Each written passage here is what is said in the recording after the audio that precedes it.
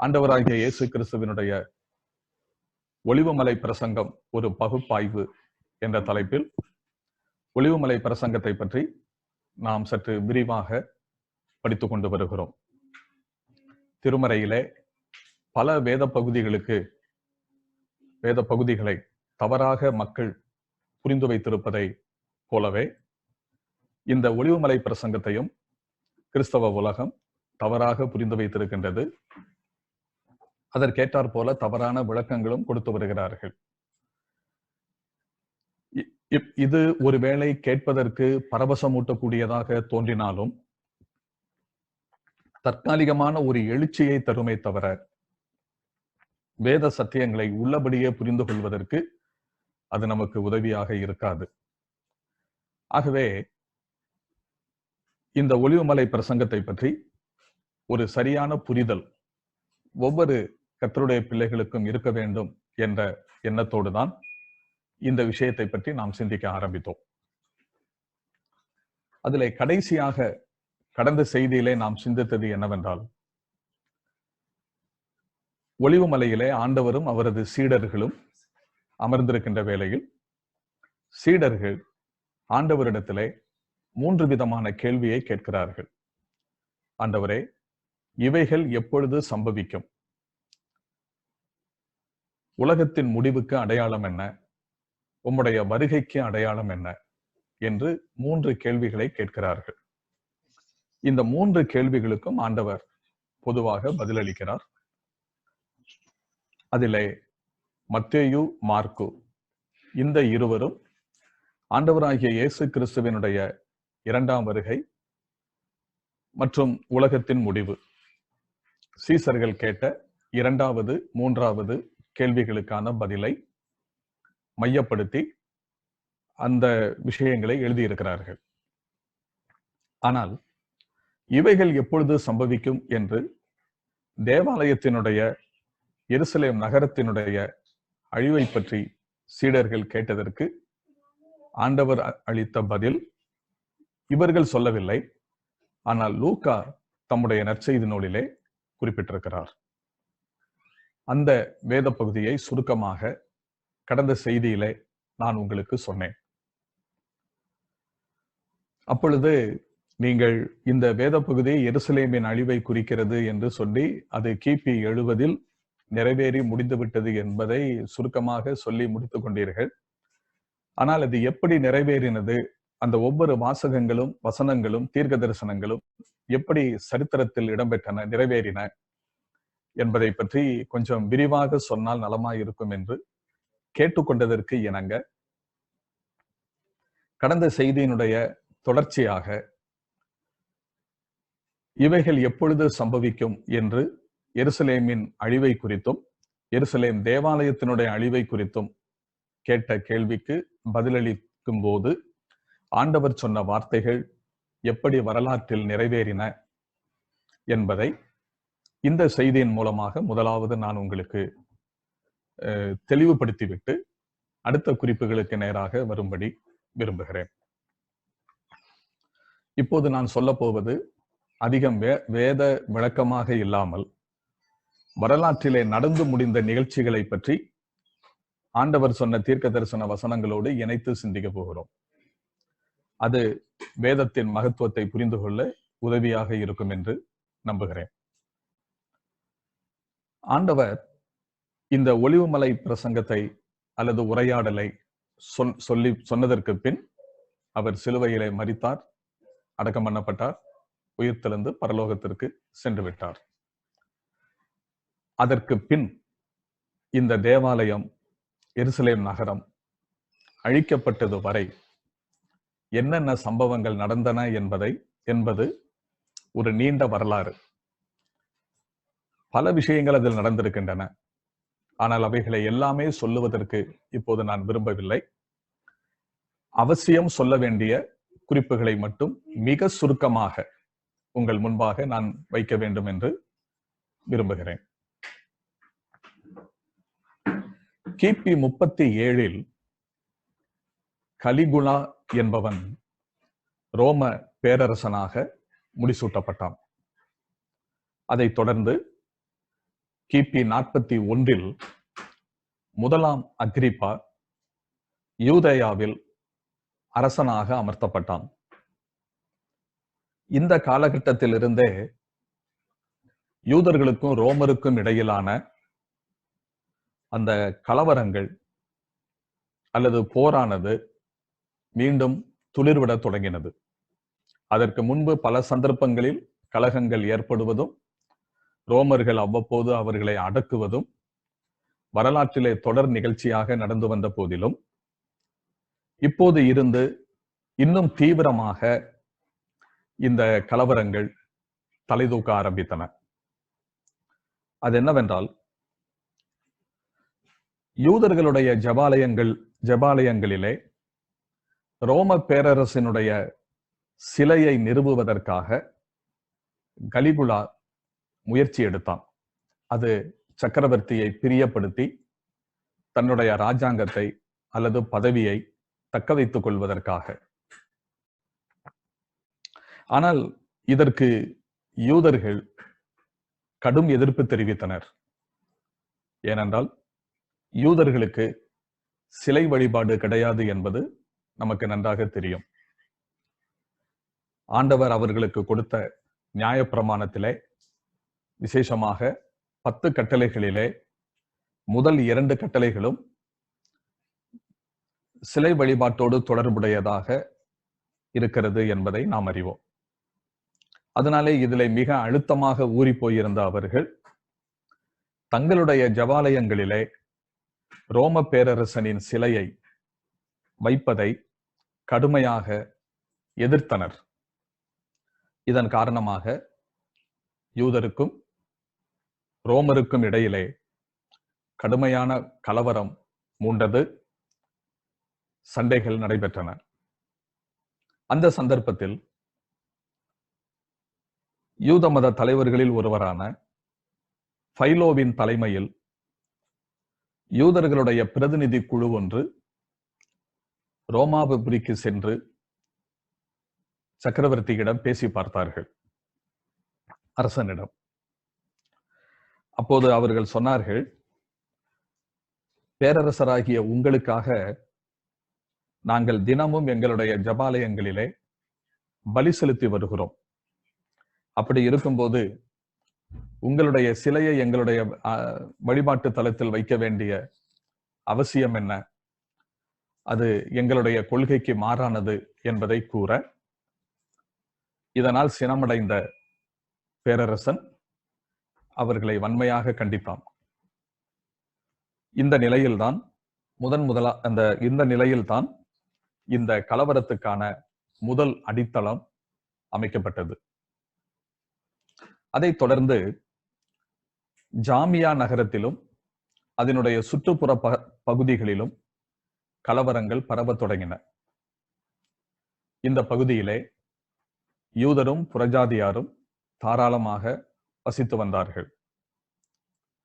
ரோம பேரரசனின் வெற்றி விழா கொண்டாட்டத்தின் போது அவனை மகிழ்விப்பதற்காக, ரோம பேரரசரை மகிழ்விப்பதற்காக அரசனுக்காக ஒரு பலிபீடத்தை கட்டினார்கள்.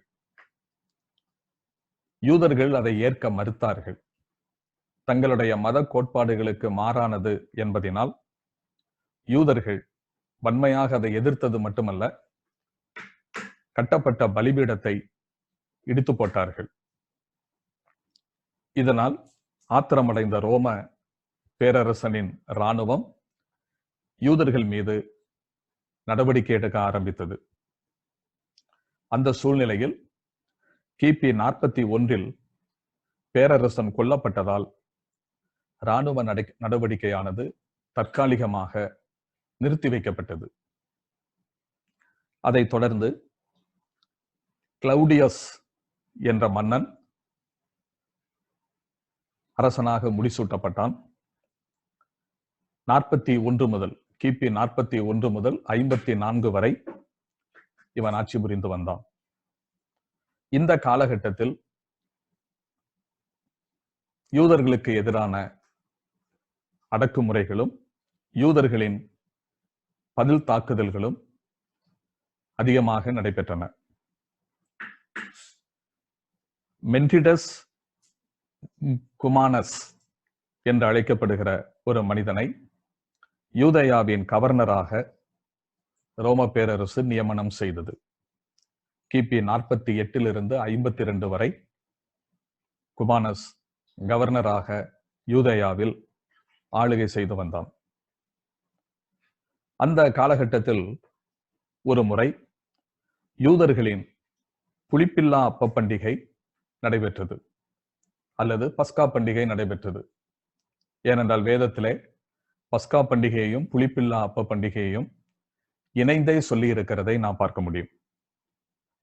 அப்படி அந்த பண்டிகை நடைபெற்றுக் கொண்டிருந்த காலகட்டத்தில் தங்களுடைய வழக்கத்தின்படியே யூதர்கள் எருசலேம் தேவாலயத்தில் திரளாக கூடியிருந்தார்கள்.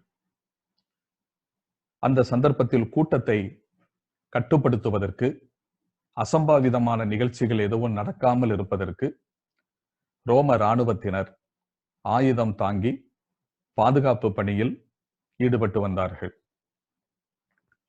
ஒரு குறிப்பிட்ட சந்தர்ப்பத்தில் திரளுக்கான மக்கள் கூட்டமாக இருந்தபடியினாலே சலசலப்பு ஏற்பட, நெரிசல்கள் உண்டாக, கூட்டத்தை கட்டுப்படுத்துவதற்கான முயற்சியில் இராணுவ வீரர்கள் இறங்கின பொழுது ஒரு இராணுவ வீரன் யூதர்களுக்கு எதிராக தன் ஆயுதத்தை ஓங்கி தாக்க ஆரம்பித்தான். இதனால் ஆத்திரமடைந்த யூதர்களும் யூத மத தலைவர்களும் ரோம அரசாங்கத்திற்கு எதிராக போராட்டம் செய்தார்கள். தங்களை அடிக்கும்படியாக ஓங்கின அந்த வீரனை தண்டிக்கும்படி குமானஸிடம், அதாவது கவர்னரிடம் கோரிக்கை வைத்தார்கள். ஆனால் குமானஸ் கவர்னர் பெரும் இராணுவத்தை அனுப்பி யூதர்களை அடக்குவதற்கான முயற்சியிலே ஈடுபட்டான். திரளான இராணுவ வீரர்கள் அதிகமாக குவிந்து தாக்குதலை தொடர்ந்த போது யூதர்கள் தேவாலயத்தை விட்டு வெளியேறி நகரத்தின் வீதிகளில் அங்கும் இங்குமாக சிதறி ஓடினார்கள். நாலா பக்கமும் சிதறி ஓடினவர்கள் உயிர் பிழைப்பதற்காக அங்கும் இங்கும் ஓடும்போது யூத மக்களே ஒருவர் மேல் ஒருவர் மோதி கூட்ட நெரிசலில் சிக்கி கூட்டங்களிலே மிதிபட்டு ஏராளமான பேர் மரணமடைந்தார்கள். 10,000கணக்கான யூதர்கள் மரணமடைந்தார்கள் என்று சரித்திர குறிப்புகள் சொல்லுகின்றன.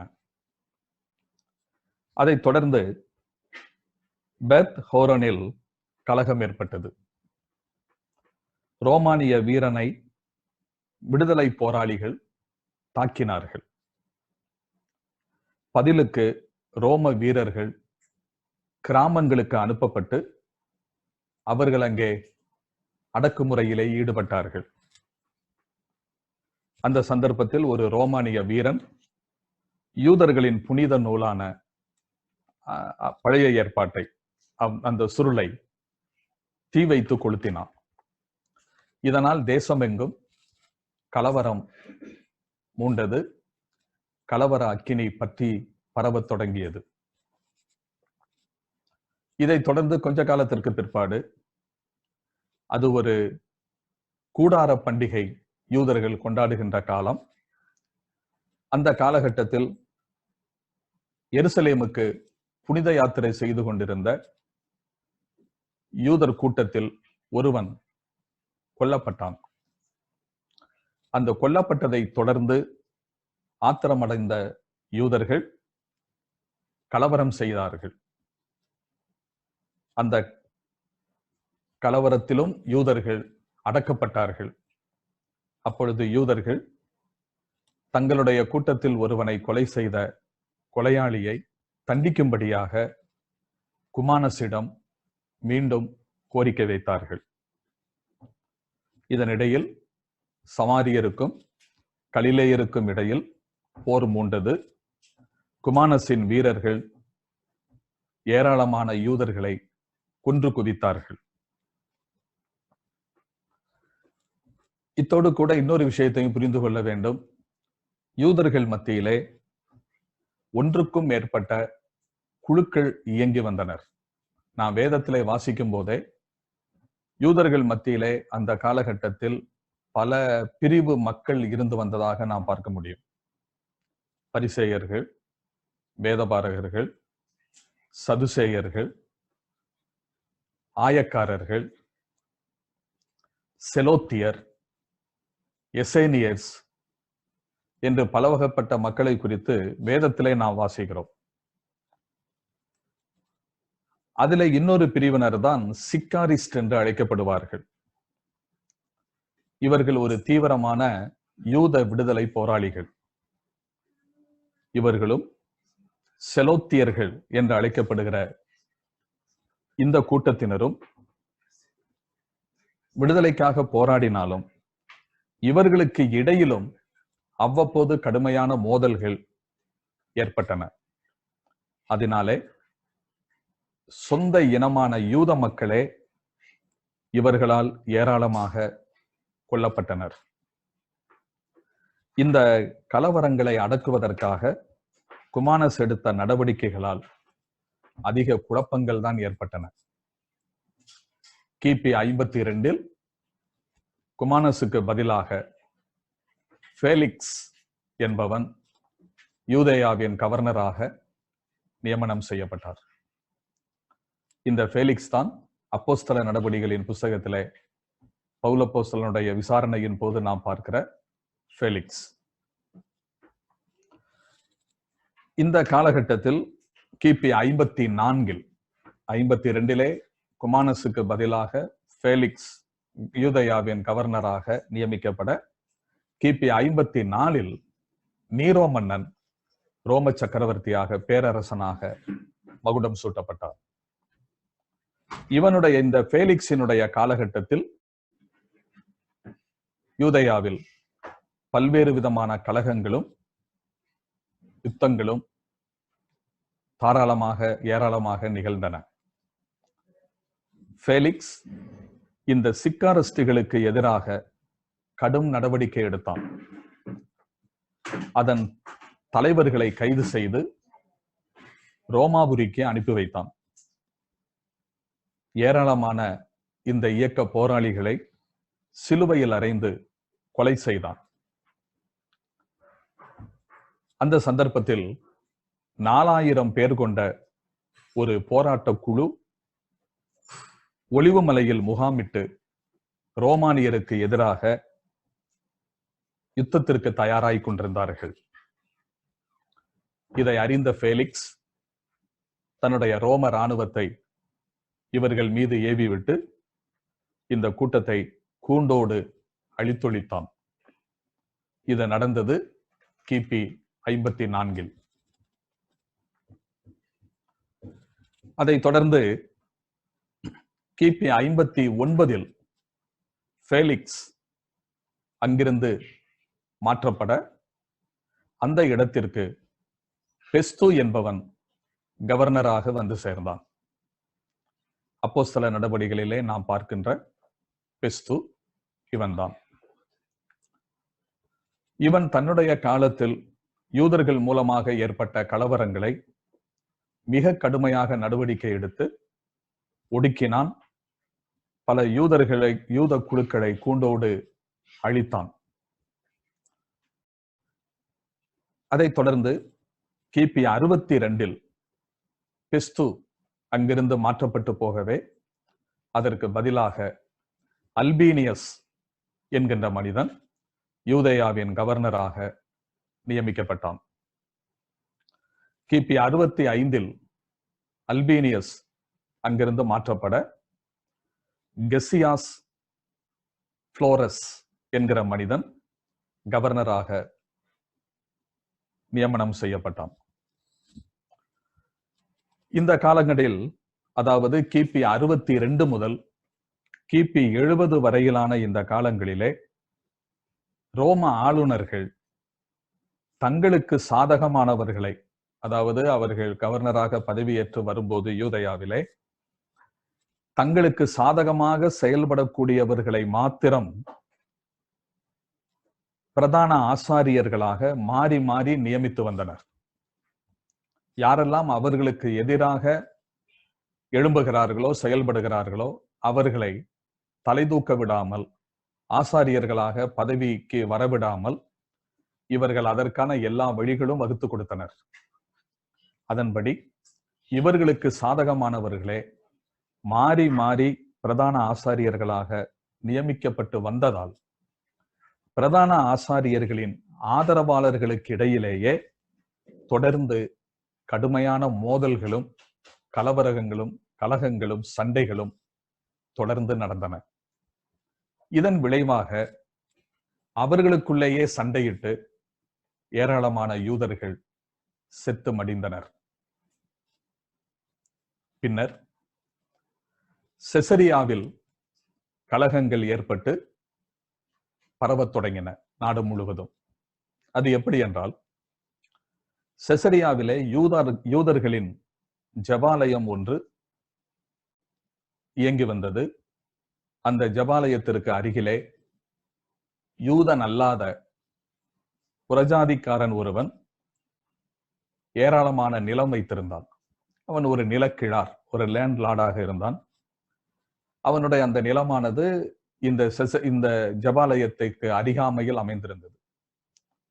இந்த ஜெபாலயத்திற்கு யூதர்கள் வழிபாட்டுக்காக போக வேண்டுமானால், ஒவ்வொரு ஓய்வு நாள் தோறும் மற்ற தினங்களிலும் அவர்கள் போக வேண்டுமானால் இந்த இடத்தை தாண்டி போக வேண்டும். அத்தோடு கூட அந்த இடத்துக்காரன் மூலமாக அவர்களுக்கு சற்று இடைஞ்சலும் ஏற்பட்டது. இந்த சூழ்நிலையில் இந்த யூதர்கள் அந்த இடத்தை தங்களுக்கு விலைக்கு கொடுக்குமாறும், அவன் அவசியப்படுகிற பணத்தை கொடுத்து அதை வாங்குவதற்கு தாங்கள் தயாராக இருப்பதாகவும் தெரிவித்தனர். ஆனால் அந்த மனிதன் அந்த இடத்தை யூதர்களுக்கு கொடுக்க முன்வரவில்லை. யூதருக்கு கொடுக்க முன்வரவில்லை என்பது மட்டுமல்ல, வேண்டுமென்றே அந்த இடத்தில் ஏராளமான மிக பெரிய கட்டடங்களை கட்டி எழுப்பினது மட்டுமல்லாமல், அக்காலத்திலேயே வணிக வளாகங்களையும் கட்டி அங்கு கூடி வந்த யூதர்களுக்கு பல விதங்களில் தொல்லை கொடுத்து வந்தான். அத்தோடு மட்டும் நின்று விடாமல், ஒரு முறை இந்த ஜெபாலயத்தினுடைய முற்றத்தில் யூதர்கள் அருவருப்பாக ஒதுக்கக்கூடிய பறவைகளை பலியிட்டு அவர்களுடைய மனதை காயப்படுத்தினான் அல்லது புண்படுத்தினான். இதனால் யூதர்கள் சினமடைந்தார்கள், ஆத்திரப்பட்டார்கள். எனினும் 13 பேர் அடங்கின ஒரு குழு யூதர்களின் பிரதிநிதியாக புளோரஸிடம் சென்று இதற்கு ஒரு தீர்வு உண்டாக்கி தருமாறு மனு கொடுத்தனர். அத்தோடு இந்த புளோரஸுக்கு நன்கொடையாக 8 தாலந்து வெள்ளியும் கொடுத்தார்கள். ஆனால் அதையும் பெற்றுக்கொண்ட புளோரஸ் கவர்னர் இந்த குழுவின் மீது குற்றம் சுமத்தி குற்றப்பத்திரிகை தாக்கல் செய்து அவர்களை சிறையில் அடைத்தான்.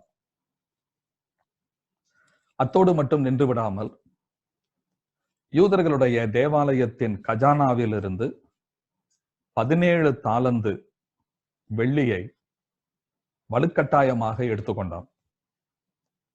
இதனால் ஆத்திரமடைந்த வெகுண்ட யூதர்கள் இந்த கவர்னரை அவமதிக்கும் நோக்கத்தோடு அந்த பகுதியிலே குடியிருக்கிற எல்லா வீடுகளிலும், யூத வீடுகளில் பாத்திரங்களை அனுப்பி இந்த கவர்னருக்காக இந்த பாத்திரத்திலே பிச்சை போடுங்கள் என்று சொல்லி பிச்சை எடுத்தார்கள். இது கவர்னரை அவமதிக்கின்ற மிக மோசமான செயலாக இருந்ததால் அவன் இவர்கள் மீது அதிக ஆத்திரமடைந்தான். மூர்க்கம் கொண்ட புளோரஸ் இதன் காரணமாக யூதர்கள் மேலே தன்னுடைய இராணுவத்தை முடுக்கிவிட்டு ஏராளமான யூதர்களை சிலுவையில் அறைந்தும் மற்றும் பல விதங்களிலும் படுகொலை செய்தான். அப்படி கொல்லப்பட்டவர்களின் எண்ணிக்கை 3600. இவ்வாறு புளோரஸின் கவர்னரின் தொடர்ச்சியான அடக்குமுறையின் காரணமாக யூதர்கள் ரோமானியருக்கு எதிராக போராடும்படியான மனநிலைக்கு அவர்களை தள்ளிவிட்டது. இந்த நிலையில் யூதர்களுக்கு ஒரு பெரிய ஆபத்து காத்திருந்தது. பல இடங்களிலும் யூதர்கள் கொத்து கொத்தாக படுகொலை செய்யப்பட்டார்கள். செசரியாவில் ஏற்பட்ட கலவரத்தினால் மட்டும் மொத்தம் 20,000 யூதர்கள் கொல்லப்பட்டதாக வரலாற்று குறிப்புகள் கூறுகின்றன. தப்பி ஓடிய யூதர்கள் கைது செய்து சிறையில் அடைக்கப்பட்டார்கள். அநேக நகரங்களில் யூதருக்கு எதிரான தாக்குதல்கள் தொடர்ந்து கொண்டே இருந்தன. அஸ்கலோன் என்னும் இடத்தில் 2500 பேர் கொல்லப்பட்டனர். டாலமியாஸ் என்கின்ற இடத்தில் 2000 யூதர்கள் கொல்லப்பட்டனர். தீரு என்கின்ற இடத்தில் ஏராளமான யூதர்கள் கொல்லப்பட்டனர். இப்படி எல்லா நகரங்களிலும் யூதர்கள் தயவுதாட்சண்யம் இல்லாமல் கொன்று குவிக்கப்பட்டார்கள். அதைத் தொடர்ந்து எருசலேமுக்கு எதிரான போர்கள் மீண்டும் தலைதூக்க ஆரம்பித்தன. அதனுடைய முதல் கட்டமாக கலிலேயா பகுதி ஆக்கிரமிப்புக்குள்ளாக்கப்பட்டது. யூதேயாவின் நிலவரங்களை, தற்போதுள்ள சூழ்நிலைகள் எப்படி இருக்கிறது என்பதை செஸ்தியஸ் என்ற கவர்னர் நீரோ மன்னனுக்கு தெரியப்படுத்தினார். இதை அறிந்து கொண்ட நீரோ மன்னன் தன்னுடைய தளபதி வெஸ்பேசியனையும் அவனது மகன் டைட்டஸையும் 60,000 போர் வீரர்களோடு பாலஸ்தீனாவிற்கு அனுப்பி வைத்தான். கிபி 67வது வருடத்தில் தமது படையுடன் வெஸ்பேசியன் கலிலேயா வந்து சேர்ந்தான். அஸ்கலோனில் வைத்து ரோமானிய படையும் யூதர்களும் எதிர்கொண்டனர். போரிலே நிபுணத்துவம் இல்லாததாலும் சரியான தலைமை இல்லாததாலும் போதிய ஆயுதங்கள் இல்லாத காரணத்தினாலேயும் யூதர்கள் இந்த போரில் படுதோல்வி அடைந்தனர். அஸ்கலோனை தொடர்ந்து கலிலேயாவில் உள்ள மற்ற நகரங்களான கெதரா, யோப்பா போன்ற இடங்களை ரோமானியர்கள் தங்கள் கட்டுப்பாட்டிற்குள் கொண்டு வந்தனர். ரோமானியர்களை எதிர்த்து ஏராளமான யூதர்கள் போரிட்டு வீரமரணம் அடைந்து கொண்டிருந்தார்கள். ரோமானிய இராணுவம் கலிலேயாவில் கெனசரேத், சுவிசேஷங்களிலே வாசிக்கிறோம் அல்லவா, கெனசரேத், அந்த கெனசரேத் என்ற பகுதிக்கு வந்து சேர்ந்தார்கள். கடலோர பகுதி, கலிலேயா கடலோர பகுதி. ரோமானியர் தாக்குதலை தொடர்ந்தனர். ஆனால் நான் ஏற்கனவே கூறினதைப் போல போதுமான யுத்த போர் நிபுணத்துவமும் சிறந்த தலைமைத்துவமும் போதுமான ஆயுதங்களும் இல்லாத காரணத்தினால் வெறும் கல்லுகளை மட்டும் எறிவதினால் சகல பலம் பொருந்தின இந்த ரோமானிய இராணுவத்தை தோற்கடிக்க முடியுமா என்ன? அவர்களாலே முடியவில்லை. ரோமானிய இராணுவம் மிக தீவிரமாக தடைகளை எல்லாம் தாண்டி முன்னேறி கொண்டிருந்தது. இருந்தாலும் கற்களை மட்டும் ஆயுதமாக வைத்து யூதர்கள் அவர்களை எதிர்த்தனர். பல யூதர்கள் கலிலேயா கடலுக்குள், தண்ணீருக்குள் இருந்து கொண்டு ரோமானிய இராணுவத்தை தாக்கினார்கள். ஆனால் ரோமானிய இராணுவம் ஈட்டிகளாலும் அம்பு எய்தும் தண்ணீருக்குள் இருந்த யூதர்களை, தண்ணீருக்குள் இருந்து கொண்டு தங்களை தாக்கின யூதர்களை கொன்றனர். தரையிலிருந்து அநேக யூதர்கள் ரோமானிய இராணுவத்தை தாக்க அவர்கள் மீது கடும் சினங்கொண்ட ரோம இராணுவத்தினர் அவர்களை தலைகளை வெட்டி அவர்களது தலைகளையும் உடலையும் கடலில் தூக்கி வீசினர். இவ்வாறு 6500 யூதர்கள் கொல்லப்பட்டார்கள். வரலாற்று ஆசிரியர்கள் சொல்லும்போது கலிலேயா கடல் யூதர்களின் இரத்தத்தினால் சிவந்தும் யூதர்களின் பிணங்களால் நிறைந்தும் காணப்பட்டது என்று வர்ணிக்கிறார்கள். இது இப்படி நடந்து கொண்டிருக்க தளபதி வெஸ்பேசியனும் அவரது துணை தளபதிகளும் அடுத்து என்ன செய்யலாம் என்று யோசித்தார்கள். எஞ்சியிருக்கிற இந்த யூதர்களை இப்படியே விட்டுவிட்டு யுத்தத்திற்கு ஒரு முடிவை கொண்டு வந்துவிட்டு இவர்களை இத்தோடு விட்டுவிட்டால் ஒருவேளை இவர்கள் மீண்டும் யுத்தத்துக்கு தயாராகி மறுபடியும் தங்கள் மீது போர் தொடுப்பார்கள். ஆகையினாலே இவர்களை இப்படியே விட்டுவிடக் கூடாது என ஒரு முடிவுக்கு வந்தார்கள். அந்த சந்தர்ப்பத்தில் அவர்கள் எல்லாம் பேசி சில கொடூரமான முடிவை எடுத்தார்கள். அவர்கள் எடுத்த முடிவு நெஞ்சை பதற வைக்கக்கூடிய முடிவாக இருந்தன. அதாவது திபேரியா என்கின்ற இடம் இருக்கிறது அல்லவா, அந்த திபேரியா என்னும் இடத்தில் உள்ள ஒரு மைதானம், ஒரு ஆடிட்டோரியம். அந்த மைதானத்தில் யூதர்களை மொத்தமாக நிற்க வைத்து வயதானவர்களை, எதற்குமே பிரயோஜனம் இல்லாதவர்கள் என்று கருதப்பட்டவர்களை தனியாக ஒதுக்கினார்கள். திரளாக கூட்டி சேர்த்திருக்கிற அந்த கூட்டத்திலிருந்து வயதானவர்களையும் பிரயோஜனம் இல்லாதவர்கள் என்று கருதப்பட்டவர்களையும் தனியாக பிரித்தார்கள். முதலாவது அவர்களை கொன்றார்கள். அதற்கப்புறமாக 6000 இளைஞர்களை கைது செய்து ரோமாபுரிக்கு நீரோ மன்னனிடம் அனுப்பி வைத்தார்கள். அதைத் தொடர்ந்து 32,400 யூதர்களை அடிமைகளாக விற்பதற்கு கொண்டு போனார்கள்.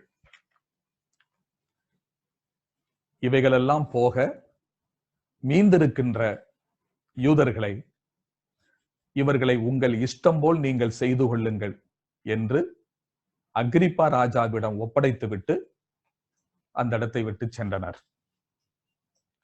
இதைத் தொடர்ந்து கமலா, கிஸ்காலா என்ற கெதரேனருடைய நாடு என்று அழைக்கப்படுகிற இந்த பிரதேசங்களை கைப்பற்றி வெஸ்பேசியனுடைய இராணுவம் செசரியாவுக்கு திரும்பியது. எருசலேம், ஹேரோடியன், மசாடா, பெரியாவின் மக்காரஸ் ஆகிய இடங்களை தவிர மற்ற எல்லா இடங்களும் வெஸ்பேசியனுடைய கட்டுப்பாட்டுக்குள் வந்துவிட்டன. இந்த நிலையில் கிபி 68 நீரோ மன்னன் தற்கொலை செய்து கொண்டான். நீரோ மன்னன் தற்கொலை செய்து கொள்ள கிபி 69 ஜூலை மாதத்தில் இங்கே இஸ்ரேல் நாட்டிலே போர் புரிந்து கொண்டிருக்கின்ற வெஸ்பேசியன் ரோம பேரரசனாக பிரகடனம் செய்யப்பட்டான் ரோமாபுரியிலே. இந்த செய்தி தனக்கு கிடைத்ததும் பதவியேற்பதற்காக வெஸ்பேசியன் ரோமா நகருக்கு சென்றான். அப்படி செல்லும்போது இராணுவ நடவடிக்கைகளை தொடர்ந்து செயல்படுத்தும்படி முழு பொறுப்பையும் தன் மகன் டைட்டஸிடம் ஒப்படைத்துவிட்டு சென்றான். கிபி 70 ஏப்ரல் மாதத்தில் டைட்டஸினுடைய தலைமையில் ரோமானிய படை எருசலேமை முற்றுகையிட்டது. அது ஒரு பஸ்கா காலமாக இருந்ததால் ஏராளமான யூதர்கள் எருசலேமுக்கு வந்து கூடியிருந்தனர்.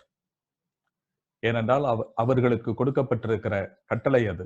பழைய ஏற்பாட்டிலே யாத்ராகம புஸ்தகம் உபாகம புஸ்தகம், லேவியராகமம் இந்த பகுதிகளை வாசிக்கும் போது யூதர்களுக்கு கொடுக்கப்பட்ட அந்த 7 பண்டிகைகளை கொண்டாடுவதற்காக வருஷத்தில் 3 தரம் அவர்கள் தேவனால் தெரிந்து கொள்ளப்பட்ட அந்த ஸ்தானத்திற்கு போக வேண்டும் என்று கட்டளை கொடுக்கப்பட்டது. பிற்காலத்தில் தேவனால் தெரிந்து கொள்ளப்பட்ட அந்த இடம் எருசலேமாக இருந்தபடியினால் அவர்கள் வருஷத்திற்கு 3 முறை அங்கே கூடி வந்தார்கள். வருஷத்தின் முதல் மாதம் 3 பண்டிகைகளை கொண்டாட, பஸ்கா, புளிப்பில்லா அப்ப பண்டிகை, முதற்பலனாகிய கதிர்க்கட்டு அசைவாட்டும் பண்டிகை, இந்த 3ம் வருஷத்தின் முதல் மாதத்தில் நடைபெறும். 3வது மாதத்தில் ஒரு பண்டிகை மட்டும் நடைபெறும்.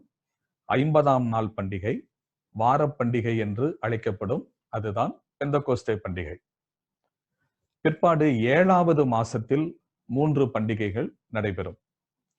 எக்கால சத்த ஞாபக பண்டிகை, பாவ நிவாரண பண்டிகை, கூடார பண்டிகை. இந்த 3 சந்தர்ப்பங்களிலும் அவர்கள் எருசலேமில் வந்து கூடுவது வழக்கமானபடியினால் இந்த சந்தர்ப்பத்திலும் பஸ்கா காலகட்டமானதால் யூதர்கள் பல்வேறு இடங்களிலிருந்து அங்கே கூடி வந்திருந்தார்கள். ரோம இராணுவம் டைட்டஸினுடைய தலைமையில் எருசலேமை முற்றுகையிட்டு 5 மாதங்கள் தொடர்ந்து முற்றுகையிட்டுக் கொண்டிருந்தனர். எருசலேமை சுற்றிலும் இருக்கக்கூடிய கோட்டை சுவர் அடைக்கப்பட்டது. அது யூதர்களே செய்தார்கள். ரோமானிய இராணுவம் தங்களை தாக்குவதற்காக வந்திருக்கிறது என்பதை புரிந்து கொண்ட அவர்கள் உள்ளே நுழைந்துவிடக் கூடாது என்பதற்காக இவர்களே பட்டணத்தினுடைய வாசலை அடைத்தார்கள்.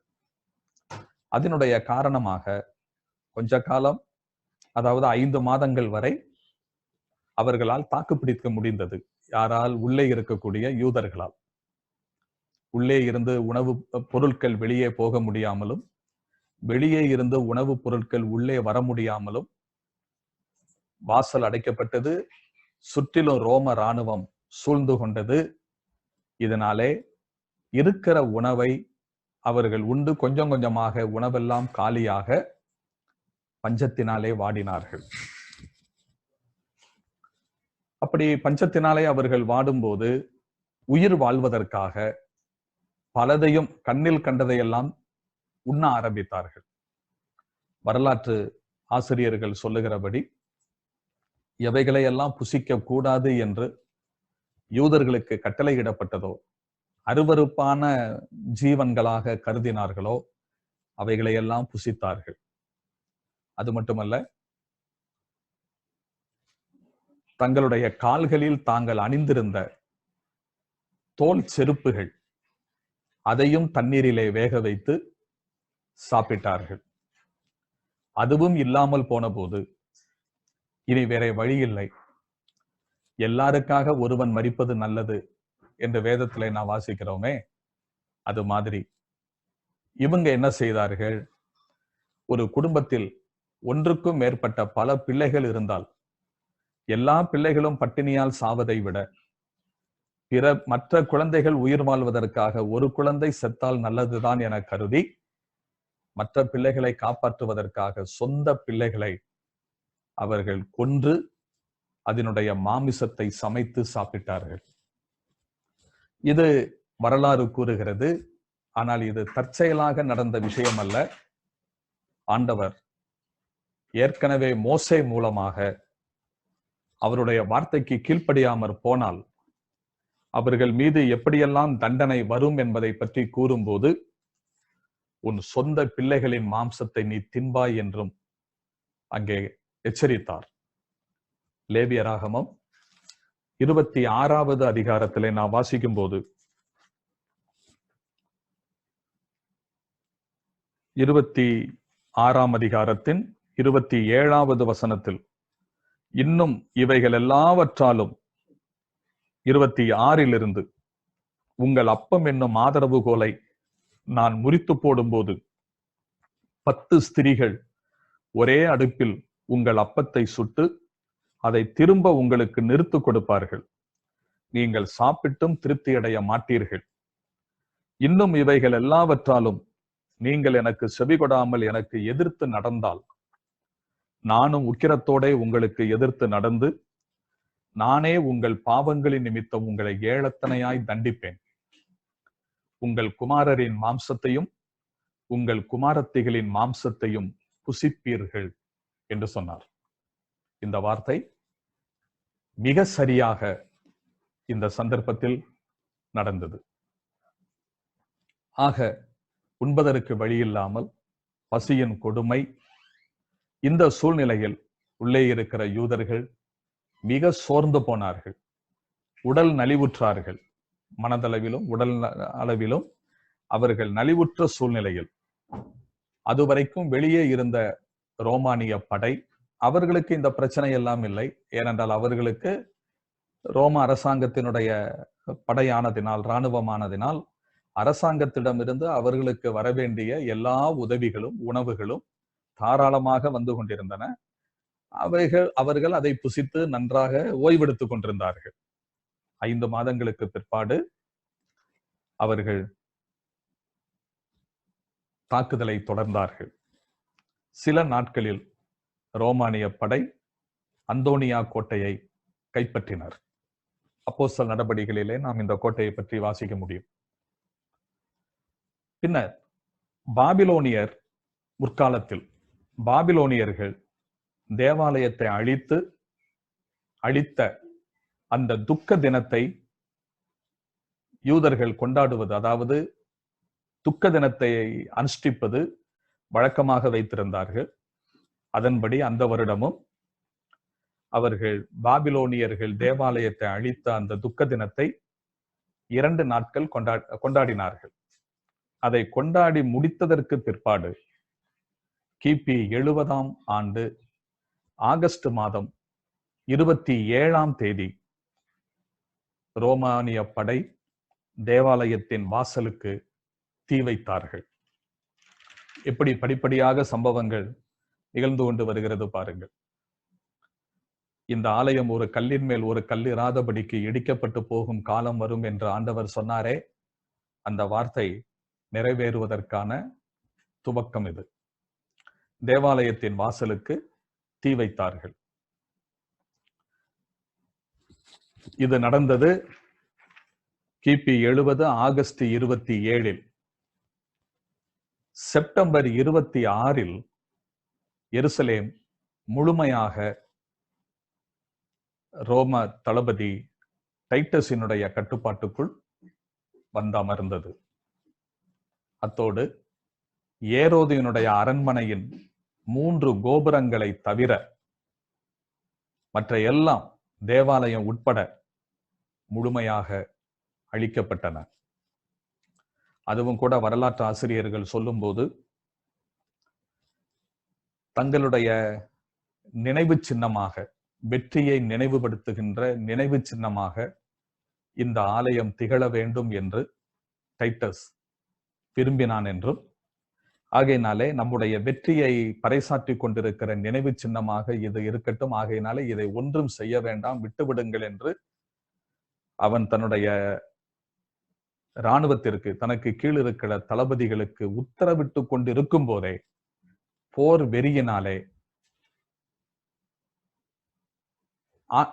வெறியின் காரணமாக முனைப்பாய் போரிட்டுக் கொண்டிருந்த ஒரு இராணுவ வீரன் இந்த வார்த்தையை காதில் விழாததினால் தீப்பந்தத்தை தேவாலயத்திற்குள் எரிந்தான். அதன் விளைவாக தேவாலயத்தில் இருக்கிற பொன், வெள்ளி, வெண்கலம் இவைகளினால் ஆன பொருட்கள், உபகரணங்கள், பாத்திரங்கள் எல்லாம் தீயினாலே உருகி ஓட ஆரம்பிக்க, அப்படியானால் இந்த தேவாலயத்திற்குள் ஏராளமான விலையேறப்பெற்ற பொக்கிஷங்கள் இருக்கின்றன என கருதின டைட்டஸ் அவைகளையெல்லாம் கொள்ளையடித்து செல்ல வேண்டும் என்ற ஆசை வர அதை முற்றுமாய் அழிக்க உத்தரவிட்டான். அந்த நிலையில்தான் இந்த தேவாலயம் முழுமையாக சிதைந்தது. அதிலும் அவனுக்கு திருப்தி வராமல் இந்த ஏதோ பூமிக்கு அடியில், தேவாலயத்திற்கு அடியிலே யூதர்கள் ஏராளமான பொக்கிஷங்களை சேர்த்து வைத்திருக்க கூடும் என சந்தேகப்பட்ட அவன் அந்த பொக்கிஷத்தை விட்டுவிடக் கூடாது என்பதற்காக, புதையலை விட்டுவிடக் கூடாது என்பதற்காக தேவாலயம் இருந்த இடத்தை உழுது புரட்டி போடும்படி சொன்னான். அவனுடைய உத்தரவின் பேரில் யானைகளை பூட்டி அந்த இடத்தை உழுதார்கள். தேவாலயம் இருக்கிற இடம் இல்லாமல் சிதைந்து போனது. அப்ப யோசித்து பாருங்கள், ஒரு கல்லின் மேல் ஒரு கல் இராதபடிக்கு இவை இடிக்கப்பட்டு போகும் காலம் வரும் என்று சொன்னது எவ்வளவு சரியாக நிறைவேறி இருக்கிறது. அதைத் தொடர்ந்து பல்லாயிரக்கணக்கான யூதர்கள் சிலுவையில் அறையப்பட்டு கொல்லப்பட்டார்கள். இன்னும் பல ஆயிரம் யூதர்கள் பட்டயத்தால் கொல்லப்பட்டார்கள். இன்னும் பல்லாயிரம் யூதர்கள் அடிமைகளாக கொண்டு செல்லப்பட்டு விற்கப்பட்டார்கள். எருசலேம் முற்றுகையிட்டப்பட்டது முதல் இந்த போரிலே மாண்ட யூதர்களின் எண்ணிக்கை 13,50,000 பேர் என்று கூறப்படுகிறது. 17 வயதிற்கு உட்பட்ட 97,000 பேரை அடிமைகளாக ரோமானியர்கள் விற்றனர். அழகும் ஆரோக்கியமும் நிறைந்த 700 பேரை தன்னுடைய வெற்றி பவனிக்கு முன்னாக செல்வதற்கென்று டைட்டஸ் ஒதுக்கி வைத்தான். அந்த வெற்றி கழிப்பில் இவன் பவனி வரும்போது அவனுடைய வெற்றியின் அடையாளமாக இந்த அழகும் ஆரோக்கியமுமான யூதர்கள் விளங்க வேண்டும் என்பதற்காக அவர்களை முன்னே போவதற்கென்று இந்த தகுதிகள் உள்ள 700 இளைஞர்களை விட்டு வைத்தான், அதாவது ஒதுக்கி வைத்தான் அதற்காக. அது மட்டுமல்ல, அத்தோடு நில்லாமல் பல்லாயிரக்கணக்கான யூதர்களை அடிமைகளாக, போர்க்கைதிகளாக பிடித்தவர்களை விற்பனை செய்வதற்கு எகிப்தின் அடிமை சந்தையில் கொண்டு போய் நிறுத்தினார்கள். ஆனால் அவர்களை வாங்குவதற்கு ஆள் இல்லை. அப்படித்தான் சரித்திரம் சொல்லுகிறது. இதுவும் தற்செயலாக நடந்த சம்பவம் என்று சொல்ல முடியாது. ஏனென்றால் இந்த விஷயத்தை பற்றி, உன்னை அடிமைகளாக கொண்டு போய் விற்பார்கள், ஆனால் உன்னை யாரும் வாங்க மாட்டார்கள் என்று, வாங்குவதற்கு ஆள் இருக்காது என்று ஆண்டவர் மோசேயின் மூலமாக உபாகம புஸ்தகத்தில் ஏற்கனவே தீர்க்க தரிசனமாக சொல்லி இருக்கிறார். அந்த வார்த்தை மிக சரியாக நிறைவேறினது. உபாகமம் 28ஆம் அதிகாரம் அதனுடைய 67, 68 வசனங்களில் நாம் இப்படியாக வாசிக்கிறோம். உபாகமம் 28, 67, 68 கடைசி 2 வசனங்கள். நீ பயப்படும் உன் இருதயத்தின் திகிலினாலும் உன் கண்கள் காணும் காட்சியினாலும் விடியற்காலத்தில் எப்பொழுது சாயங்காலம் வருமோ என்றும் சாயங்காலத்தில் எப்பொழுது விடியற்காலம் வருமோ என்றும் நீ சொல்லுவாய். எப்படி சொல்றாரு பாருங்க.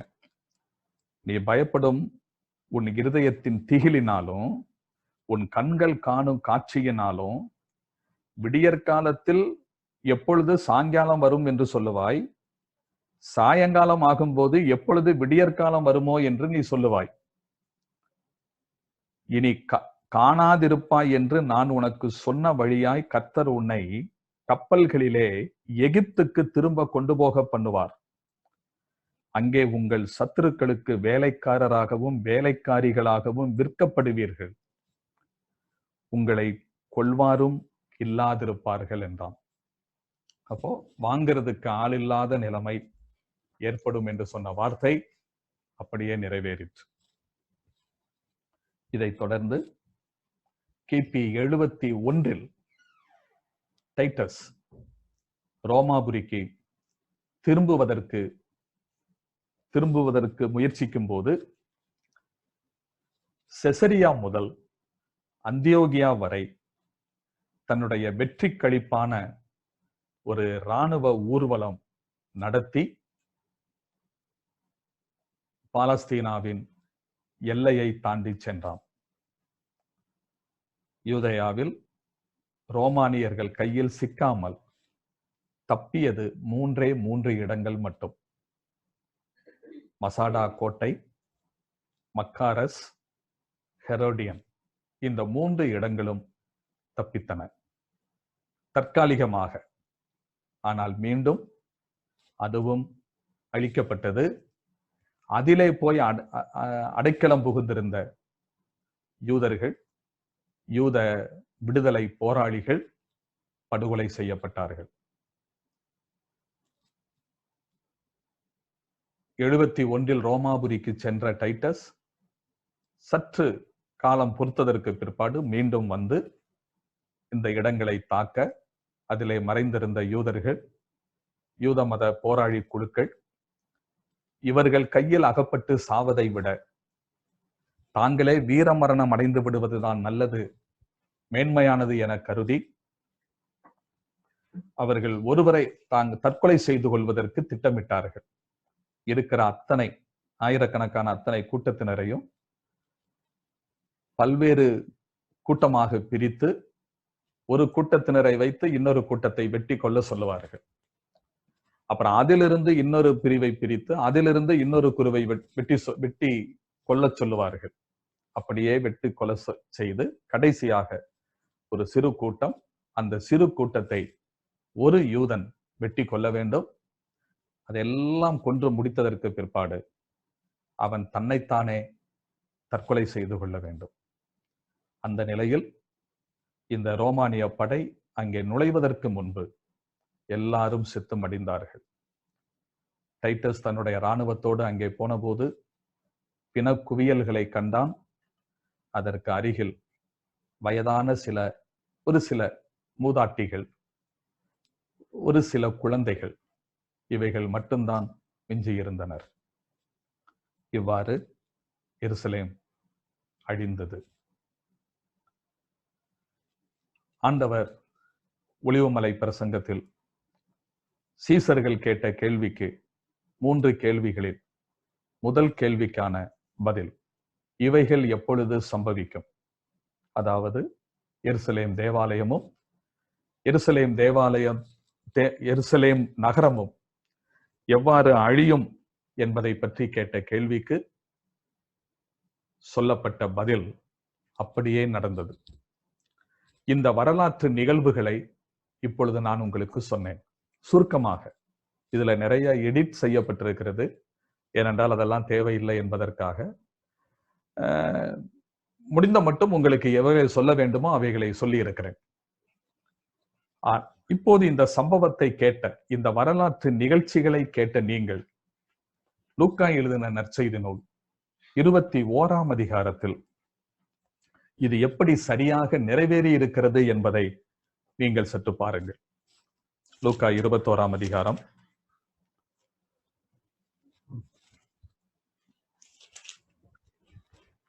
7வது வசனத்தில் அவர்கள் கேள்வி கேட்கிறார்கள்.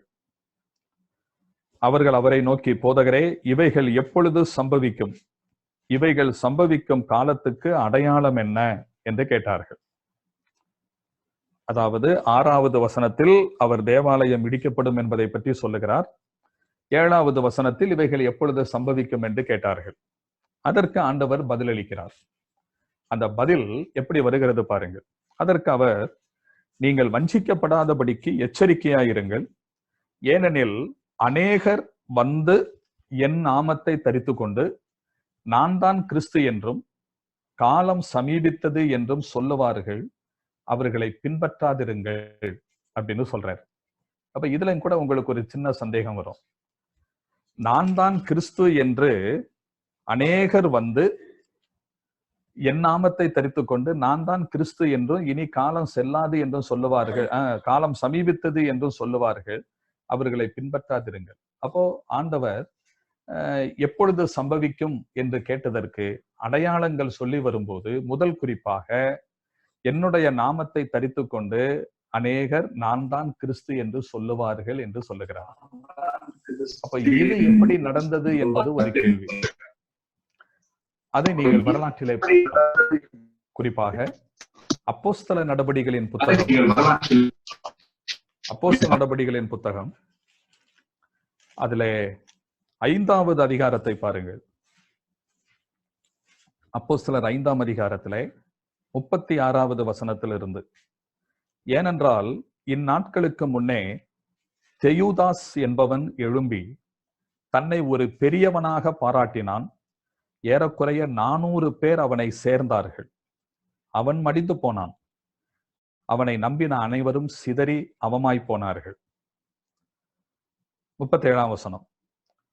அவனுக்கு பின்பு குடிமதிப்பின் நாட்களிலே கலிலேயனாகிய யூதாஸ் என்பவன் எழும்பி தன்னை பின்பற்றும்படி அநேக ஜனங்களை இழுத்தான். அவனும் அழிந்து போனான். அவனை நம்பியிருந்த அனைவரும் சிதறடிக்கப்பட்டார்கள். இப்பொழுது நான் உங்களுக்கு சொல்லுகிறது என்னவென்றால், இந்த மனுஷருக்கு ஒன்றும் செய்யாமல் இவர்களை விட்டுவிடுங்கள். இந்த யோசனையும் இந்த கிரியையும் மனுஷரால் உண்டாயிருந்ததானால் ஒழிந்து போம். தேவனால் உண்டாயிருந்ததேயானால் அதை ஒழித்துவிட உங்களால் கூடாது. தேவனோட போர் செய்கிறவர்களாய் காணப்படாதபடிக்கு பாருங்கள் என்றான் அப்படின்னு நம்ம இங்க வாசிக்கிறோம். இது யார் சொல்றது? கமாலியேல். கமாலியேல் என்கிற ஒரு நியாய சாஸ்திரி, ஒரு வேத அறிஞர் சொல்லுகிற வார்த்தை இது. அதாவது அப்போஸ்தலர்களுக்கு எதிராக யூதர்கள் கலகம் பண்ணி அவர்களை உபத்திரவப்படுத்தும் போது இவர்களை விட்டு விடுங்கள். மனிதனால் உண்டானால் அது தானாகவே அழிந்து போகும். தேவனால் உண்டானதானால் அதை அழிக்க உங்களாலே முடியாது என்று சொல்லும் போது, மனிதர்களால் உண்டானதானால் தானாகவே அழிந்து போகும், நீங்க ஏன் தேவையில்லாம போய் செய்தீங்க அப்படின்னு சொல்றதுக்கு உதாரணத்துக்காக வரலாற்றிலிருந்து 2 உதாரணங்களை எடுத்து காட்டுறார். ஒன்னு தெயூதாஸ், இன்னொன்று கலிலேயனாகிய யூதாஸ். அப்போ இது யூதர்கள் மத்தியிலே எழும்பின யூதர்களுடைய விடுதலையாளராக, மேசியாவாக தங்களை வெளிப்படுத்தி கொண்டு தன்னை பின்பற்றி வரும்படியாக அழைத்தவர்கள். அவர்கள் இல்லாமற் போனார்கள். இது போல இது வேதத்தில் சொல்லப்பட்டிருக்கிற உதாரணம். இது இல்லாமல் இன்னும் எத்தனை உதாரணங்கள் வரலாற்றில் நடந்திருக்கிறதோ நமக்கு தெரியாது. ஆக அநேக என் நாமத்தினாலே எழும்பி நானே கிறிஸ்து என்று சொல்லி உங்களை வஞ்சிப்பார்கள் என்று ஆண்டவர் சொன்ன வார்த்தை நிறைவேறிற்று. அது போலவே அதற்கு அடுத்த வசனத்துல 21ஆம் அதிகாரத்தின் அடுத்த வசனங்களை நான் வாசிக்கும் போது, யுத்தங்களையும் கலகங்களையும் குறித்து நீங்கள் கேள்விப்படும் போது பயப்படாதிருங்கள்.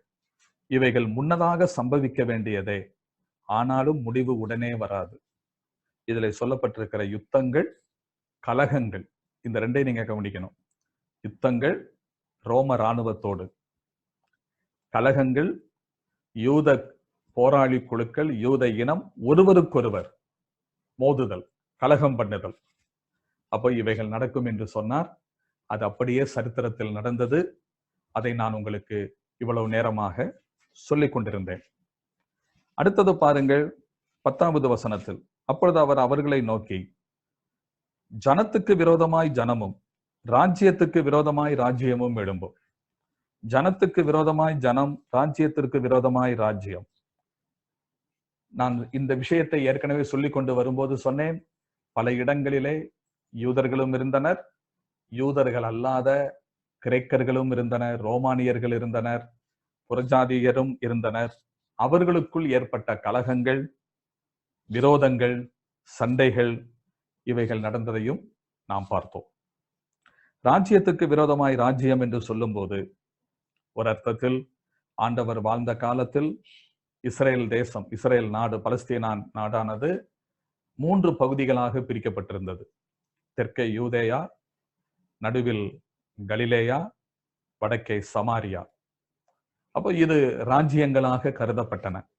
அப்போ ஒருவருக்கொருவர் எழும்புவார்கள் என்று அங்கே சொல்லப்பட்டிருக்கிறதை நாம் பார்க்கிறோம். அதுபோல ஒவ்வொரு விஷயங்களும் வருகிறது.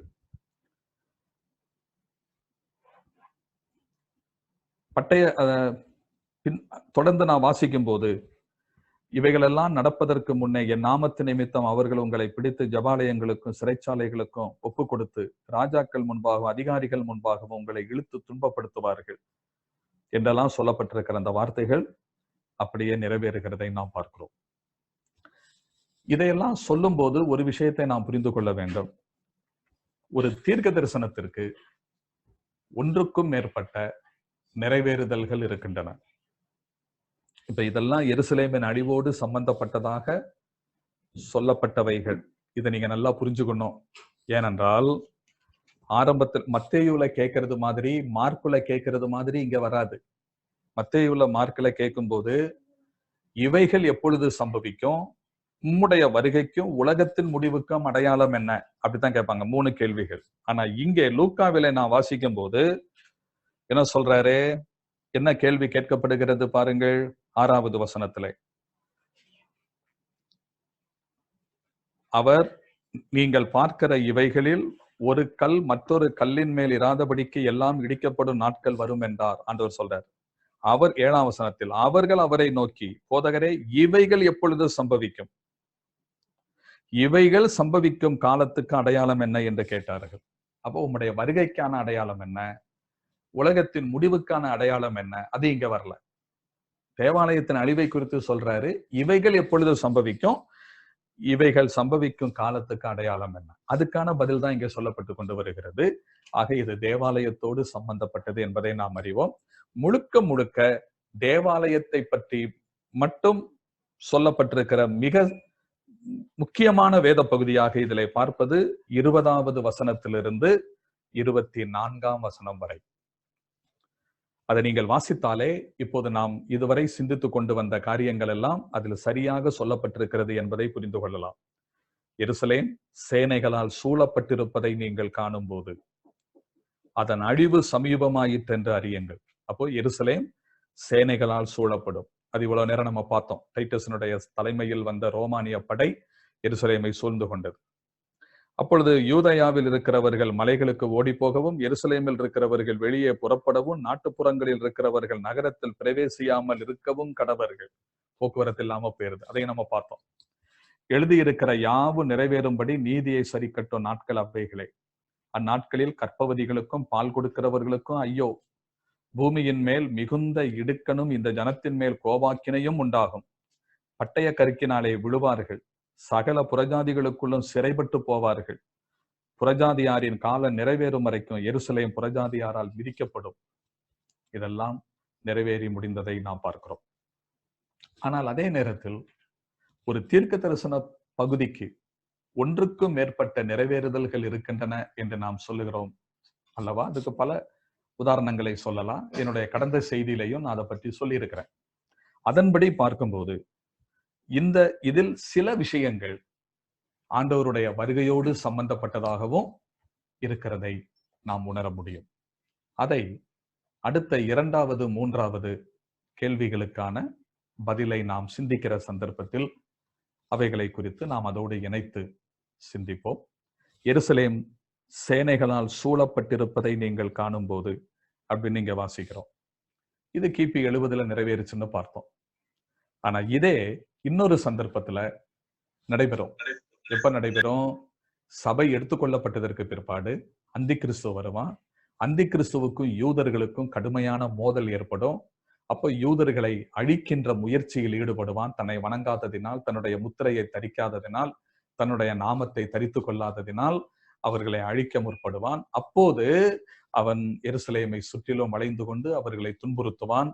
யூதர்கள் சிதறடிக்கப்படுவார்கள். அதை நாம் பார்க்கிறோம். அதோடு மட்டும் இல்லாம ஆண்டவர் பகிரங்கமாக வந்து 1000 வருட அரசாட்சி நடத்துவார். 1000 வருஷம் அரசாட்சி நடக்கும். அந்த 1000 வருட அரசாட்சியினுடைய முடிவிலும் எருசலேம் எதிரிகளால் சூழப்படும் என்று சொல்லப்பட்டிருக்கிறதை நாம் பார்க்கலாம். 20ஆம் அதிகாரம் வெளிப்படுத்தின விசேஷம் 20ஆம் அதிகாரத்தின் 4 முதல் 6 வரையுள்ள வசனங்களில் 1000 வருட அரசாட்சியினுடைய அரசாங்கத்தை பற்றிய விவரண குறிப்பு சொல்லப்பட்டிருக்கிறது. வெளிப்படுத்தல் 20 4 to 6 1000 வருட அரசாட்சியின் கவர்மெண்ட் அரசாங்கத்தை பற்றி அதை சொல்லி முடிச்சுட்டு 7வது வசனத்தில் அந்த 1000 வருஷம் முடியும் போது சாத்தான் தன் காவலில் இருந்து விடுதலையாகி அப்படின்னு வாசிக்கிறோம். அப்புறம் பூமியின் 4 திசைகளிலும் உள்ள ஜாதிகளாகிய கோகையும் மாகோகையும் மோசம் போக்கும் படிக்கும் அவர்களை யுத்தத்திற்கு கூட்டிக் கொள்ளும்படிக்கும் புறப்படுவான். அவர்களுடைய தொகை கடற்கரை மணலத்தனையா இருக்கும். திரளான ஜனங்களை கூட்டிட்டு வர்றான். இப்போ 1000 வருட அரசாட்சி முடிஞ்ச உடனே அந்த நேரத்துல என்ன நடக்குமா? 9ஆம் வசனம், அவர்கள் பூமி எங்கும் பரம்பி பரிசுத்தவான்களுடைய பாளையத்தையும் பிரியமான நகரத்தையும், அந்த பிரியமான நகரம் என்பது எருசலேம் என்பது நமக்கு தெரியும், பிரியமான நகரத்தையும் வளைந்து கொண்டார்கள். அப்போ ஒரு தீர்க்க தரிசன பகுதிக்கு ஒன்றுக்கும் மேற்பட்ட, எல்லா விஷயங்களுக்கும் அல்ல, பல தீர்க்க தரிசன விஷயங்களுக்கும் ஒன்றுக்கு மேற்பட்ட நிறைவேறுதல்கள் இருக்கின்றன. அதன்படி பார்க்கும்போது ஒரு பகுதி, ஒரு கட்டம் நிறைவேறி முடிந்தது, அடுத்த பகுதிகள் நிறைவேற காத்திருக்கின்றன. நிறைவேறி முடிந்த வரலாற்று சம்பவங்கள், நடைபெறப் போகிற, நிறைவேறுவதற்காக காத்திருக்கிற தீர்க்க தரிசனங்களும் எந்த தடையும் இல்லாமல், மாற்றமும் இல்லாமல் அப்படியே நிறைவேறும் என்பதற்கான வலுவான சான்றுகளாக உள்ளன. அப்போ வேதத்தினுடைய மகத்துவத்தை நாம் இதன் மூலமாக புரிந்து கொள்ளுகிறோம். கர்த்தர் தேடி வந்த ஜனம், வேதத்திலே வாசிக்கிறது போல அவர் சொந்தமானவர்களிடத்திற்கு வந்தார், சொந்தமானவர்களோ அவரை ஏற்றுக்கொள்ளவில்லை என்று வாசிக்கிறோம். அவரை புறக்கணித்தனர். இவனுடைய ரத்தம் எங்கள் மீதும் எங்கள் பிள்ளைகள் மேலும் வரட்டும் என்று ஆவேசமாக கூறினார்கள். அந்த கூற்று அப்படியே நிறைவேறினது. கர்த்தராகிய இயேசு கிறிஸ்துவை நிராகரிக்கிறவர்கள், அவரை புறக்கணிக்கிறவர்கள் கொடும் துயரத்திற்கு உள்ளாவார்கள். ஒருவேளை இந்த ஜென்மத்தில், இந்த பூமியிலே வாழ்கின்ற இந்த நாட்களில் அவர்களுக்கான தண்டனை, ஆண்டவரை ஏற்றுக்கொள்ளாமல் போவதற்கான தண்டனை கிடைக்காவிட்டாலும், நித்தியத்தில் மரணத்திற்கு பின் அவர்கள் பிசாசுக்காகவும் அவருடைய தூதர்களுக்காகவும் ஆயத்தம் பண்ணப்பட்டிருக்கிற நரகத்தில் சென்று சதா காலங்களிலும் வேதனைப்படுவார்கள், வாதிக்கப்படுவார்கள். அப்படிப்பட்ட நிலைமையிலே தான் நாமும் ஒரு காலகட்டத்தில் இருந்தோம். ஆனால் ஆண்டவரை பற்றி கேள்விப்பட்டோம், அதை விசுவாசிக்கும்படியான பாக்கியம் கிடைத்தது, அவரை ஏற்றுக்கொண்டோம், பாவ மன்னிப்பு பெற்றோம், தேவ பிள்ளைகளானோம். இப்பொழுது ஜீவனுள்ள நம்பிக்கைக்கு பாத்திரவான்களாய் மாறி அவருக்காக, அவருடையவர்களாய் அவருக்காக வாழும்படியான கிருபை பெற்றிருக்கிறோம். இதற்காக நாம் ஆண்டவருக்கு நன்றி சொல்லுவோம், நன்றி உணர்வோடு வாழ்வோம். ஆண்டவர் நமக்கு உதவி செய்வாராக. ஆமென். கிருபை உங்களோடு இருப்பதாக. ஆமென்.